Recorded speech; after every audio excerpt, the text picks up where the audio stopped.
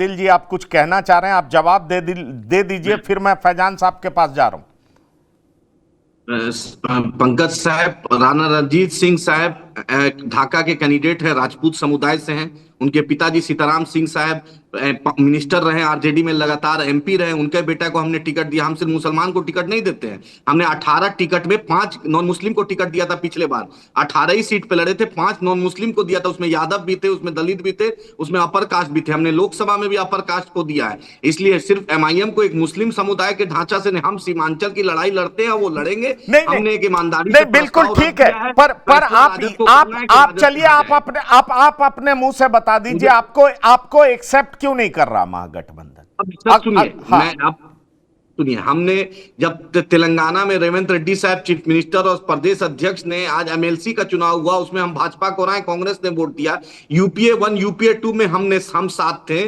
प्रणब मुखर्जी साहब को राष्ट्रपति चुनाव में हमने साथ दिया। इमरान प्रतापगढ़ी को राज्यसभा में दिया। मीरा कुमार जी को दिया। न्यूक्लियर डील में ओवैसी साहब ने जो वकालत की, उतना किसी ने उतनी मजबूती से नहीं की। आज विदेश में जाकर पाकिस्तान को एक्सपोज किया, उसका नाम बैरिस्टर असदुद्दीन ओवैसी साहब है।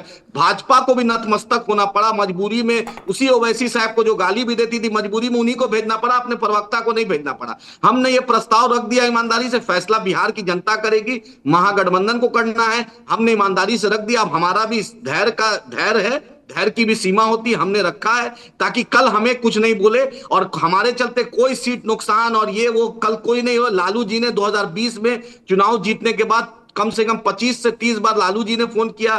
तेजस्वी जी ने ओवैसी साहब से बात की, मनोज झा जी ने बात की, अख्तर उल इमान साहब से बात की, और हमारे एमएलए से लालू जी ने और तेजस्वी जी ने बात की। हमने उस वक्त भी ईमानदारी से रखा था, अभी भी ईमानदारी से रख रहा हूं।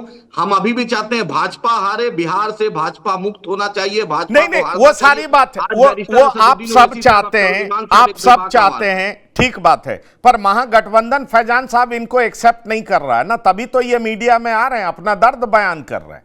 महागठबंधन एक्सेप्ट तो नहीं कर रहा इनको।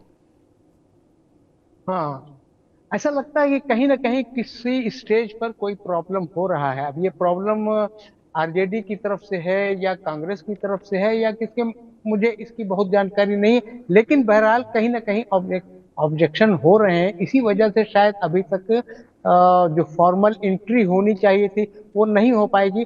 लेकिन जो मेरी बातें हुई हैं, आरजेडी के भी कुछ लोगों से बातें हुई हैं और कांग्रेस के भी लोगों, उन लोगों का कहना है कि शायद आखिर वक्त आते आते जब सीटों के बंटवारे की बात होगी तो एमआईएम से हमारा कहीं ना कहीं किसी न किसी स्टेज पर समझौता हो सकता है।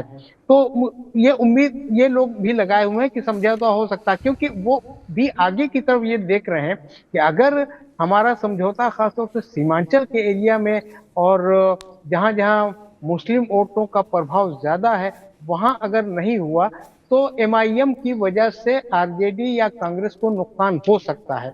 तो हो सकता है ये सोचकर ये लोग मजबूरी में, मैं फिर इस बात को जोर देके कह रहा हूं, मजबूरी में ये कहीं ना कहीं ये सोच होगी कि हमें उनके साथ समझौता करना चाहिए। क्योंकि देखिए, मैंने अभी पहले भी ये बात कही और अभी फिर ये कह रहा हूं, और ऐसा नहीं है कि किसी की खेती है अगर तो वो वही उस पर खेती करेगा, खेती पर दूसरे लोग भी कब्जा कर लेते हैं। बिहार में तो बहुत हुआ है, कम्युनिस्ट पार्टी के लोगों ने बहुत किया है, कब्जा भी किया है। हाँ। लेकिन जहां तक ये बात है, आज मुसलमानों में लालू यादव की पैठ आज की तारीख में उतनी नहीं है जितनी कि 5-6 साल पहले थी। वो उस वक्त अगर 90% उनको अगर मुसलमानों का वोट मिल रहा तो शायद आज 70-75% ही मिल रहा है।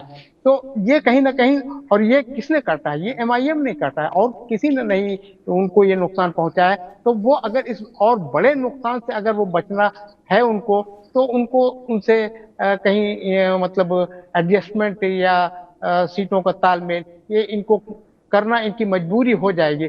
और ऐसा लगता है कि चुनाव आते आते, अभी तक तो कहीं किसी से भी फॉर्मल एडजस्टमेंट की बात हो गई है, लेकिन अभी ऊपर बात नहीं, अंदर ही बात है। ठीक है, ठीक है, ठीक है, आप सीटों का भी अभी फैसला नहीं हुआ है। नहीं, पर प्रमोद सिन्हा जी नहीं, मैं आ रहा हूं। आदिल जी वेट करिए, बहुत मौका दिया, मैं आ रहा हूं। जाना है हाँ, क्या बोलना चाह रहे हैं?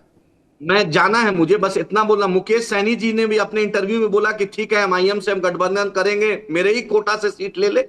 हमने हमने तेजस्वी जी को पहले भी बोला है, आज भी आपके माध्यम से बोल रहे हैं, फैसला उनको करना है। हमारी लड़ाई बीजेपी को हराना है, हमारी लड़ाई सीएम पद की नहीं है, हमारी लड़ाई सीमांचल को इंसाफ अरे दिलाना पर है। आप कह रहे हैं ना, आप कह रहे हैं हम आरजेडी अपनी बात रख दिए सर, हाँ। मुझे क्योंकि जाना है, नहीं इसलिए ठीक मैं है, इजाजत आपको आरजेडी तो आपको बी टीम ही मान रही है ना, सवाल तो तो यही सर है। माने, अब तो क्या कर सकते हैं, आरजेडी तो आपको या कांग्रेस और अगर साथ लेगी तो